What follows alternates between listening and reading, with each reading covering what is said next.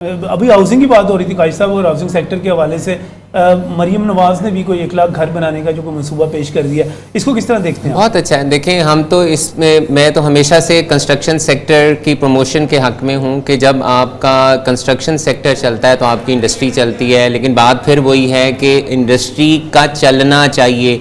हमारा इस वक्त 1 करोड़ से ज़्यादा बंदा बेरोज़गार है। हमारा इस वक्त जो यूथ इतनी ज़्यादा मार्केट में आ रही है, उसके पास जॉब्स नहीं है। जितना यूथ है वो पाकिस्तान छोड़ के बाहर जाना चाह रहा है। आपकी इंडस्ट्री जो है बिकॉज ऑफ द कॉस्ट वो बंद हो रही है। इतना महंगा आपका इंटरेस्ट हो गया है कि आपसे वो लोन्स रीपे नहीं हो रहे हैं। तो हमें इस बात को देखना बहुत ज़रूरी है। फिर हमारे गवर्नमेंट के मुख्तलिफ डिपार्टमेंट्स, आपके चाहे लोकल हों चाहे आपके फेडरल हों, जाके इस वक्त देखें, इस वक्त चूँकि एबनॉर्मल हालात हैं तो प्रेमिसेस सील हो रहे हैं। देखें, इस वक्त हमें देना चाहिए, हाथ हल्का रखना चाहिए, प्रेमिसेस को सील ना करें। एनवायरनमेंट स्मोक निकला, आप फैक्ट्री सील, आपका डेंगू निकला, फैक्ट्री सील, आपने कोई टैक्स की नहीं दी, आपकी फैक्ट्री सील। अगर आप इसी तरह से सील करते जाएंगे, सारा कुछ बंद करते जाएंगे तो नहीं सिस्टम चलेगा। हमारी तो यही रिक्वेस्ट है, तादीब का कोई और तरीका रख लें, पूछ कुछ का कोई और तरीका। देखें, एबनॉर्मल हालात, इन एबनॉर्मल हालात में, मैं बार बार ये कह रहा हूं कि इन एबनॉर्मल हालात में इंडस्ट्री को चलने दें, यहां पर रोजगार पनपने दें, लोगों को मुल्क से बाहर ना जाने दें, ताकि हमारा यहां पर ये चले। और हमारी इंडस्ट्री, तब कितनी देर हमारी इंडस्ट्री चलेगी अगर हम इसी रेट पे, अगर हम बिजली को और बढ़ा देंगे, अगर हम डॉलर और रुपये की पैरिटी को यहीं रखेंगे, अगर आप गैस को और बढ़ाते जाएंगे, इंटरेस्ट को चले आपने कम नहीं किया 22 पे, तो 25% अपना बैंक से, कौन है जो अपने पैसों, कितने लोग, कितने इंडस्ट्रियलिस्ट, कितने ट्रेडर्स हैं जो अपने पैसे पे काम कर रहे हैं? अगर आपने बैंक से पैसा लिया हुआ है तो 25% अदा करना बैंक को इज अ ह्यूज अमाउंट। आपका अब कैपिटल है नहीं, बैंक्स पैसे नहीं दे रहे, आपका जो कैश फ्लो है वो कम होता जा रहा है। तो गवर्नमेंट को इस वक्त प्रॉब्लम्स को समझना चाहिए। मैं बार बार, मैंने पहले भी ये कहा कि टैक्स की पॉलिसीज ऐसी आ रही हैं कि जो टैक्स दे रहा है आप उसी को स्क्वीज कर रही हैं। और जो मजेदार बात है, टैक्स की पॉलिसी उसी के लिए आती है जो टैक्स नेट के अंदर है। भाई, टैक्स की पॉलिसीज उसके लिए आनी चाहिए जो टैक्स नेट के अंदर नहीं है। और जब तक आप एग्जिस्टिंग लोगों को अपनी जो पॉलिसीज हैं उनमें कंसिस्टेंसी और कंटिन्यूटी नहीं रखेंगे, आपका टैक्स बेस नहीं बढ़ेगा और वो लोग नहीं आएंगे। हम जो बार बार कहते हैं expansion of tax base, broadening of tax base, हम कैसे उन लोगों को लेकर आएंगे जब तक जो एग्जिस्टिंग लोग हैं, अगर हम उन्हें सहूलियात नहीं देंगे? तो ये बहुत जरूरी है। आपकी कम्युनिटी क्यों नहीं टैक्स देना चाहती? मसला क्या है उसके साथ? आप विद होल्डिंग्स को भी तो चेक करें ना। और मेरा एक और सवाल आपसे यहाँ पर है, कौन सा ऐसा शख्स है जिसके ऊपर विद होल्डिंग्स नहीं है? और मैं एक सवाल, मैं एक स्टेटमेंट यहाँ देना चाहता हूँ।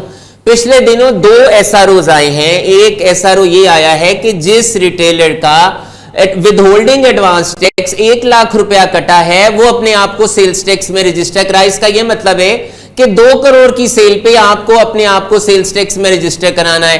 3 दिन पहले एक और SRO 350 आया है, वो ये कहता है कि आप अपने कैपिटल से 5 टाइम्स की सेल्स नहीं बढ़ा सकते। अगर आपका कैपिटल 10 लाख रुपया है तो आप 50 लाख से ज्यादा सेल्स नहीं कर सकते। और ये उनके लिए आया है जो सेल्स टैक्स में है।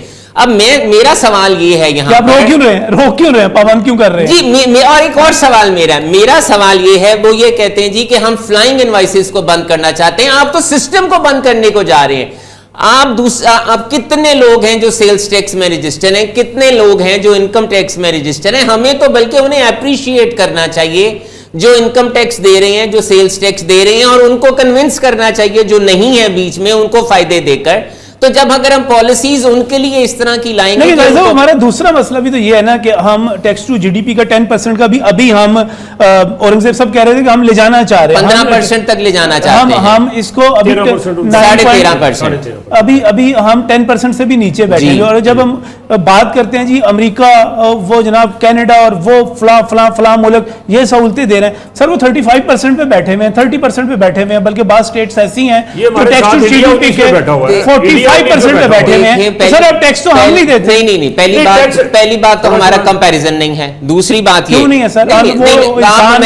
मैं इस बात को नहीं मानता कि पाकिस्तान और अमेरिका और पाकिस्तान और आप इंग्लैंड को, इंडिया को कर ले सर, 90% पे बैठा हुआ बनता है। लेकिन दूसरी बात यह है कि उसमें सिर्फ एक फैक्टर ये नहीं है।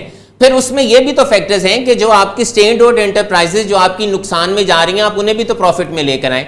फिर आप अपने एक्सपेंडिचर्स को भी तो कम, सर मुझे ये नहीं पता, फिर आप अपने एक्सपेंडिचर्स को भी तो कम करें, फिर आप वाटर रिजर्वॉयर्स को भी तो सेव करें, फिर आपने डैम्स को क्यों नहीं बनाया, फिर आप सोलर को भी तो चलने दें। सर कमाल बात कर रहे हैं साहब, आपसे मैं कह रहा हूं आप टैक्स नहीं देते, आप कह रहे हैं आप डैम नहीं बना रहे, इस वजह से हम टैक्स नहीं दे रहे। Sir not a justified answer sir.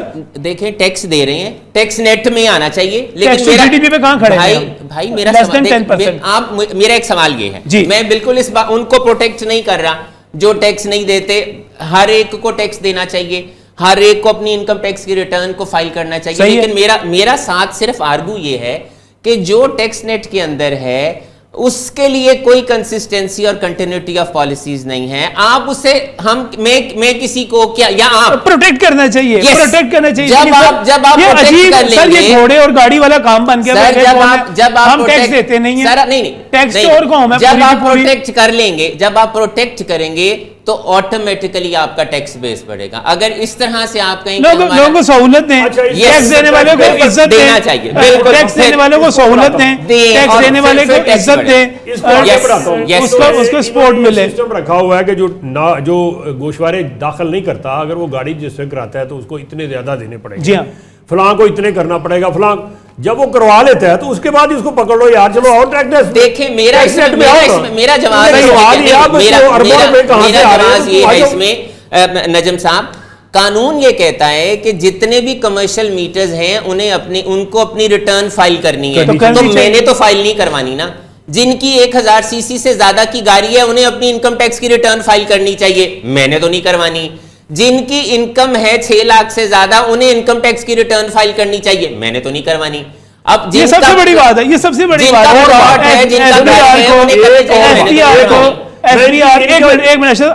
मुझे ब्रेक पर जाना है। एसपीआर को ऑटोमेशन पे लेके जाएं और जो बंदा 1000 सीसी से ज्यादा गाड़ी खरीदता है उसको ऑटोमेटिकली उसकी एक टैक्स का एक जनरेट हो जाए, रिक्वायरमेंट कि आपने टैक्स जमा करवाना है। जो कोई कमर्शियल इस किस्म की एक्टिविटी करता है, कमर्शियल मीटर लगवाता है, उसको हो जाए।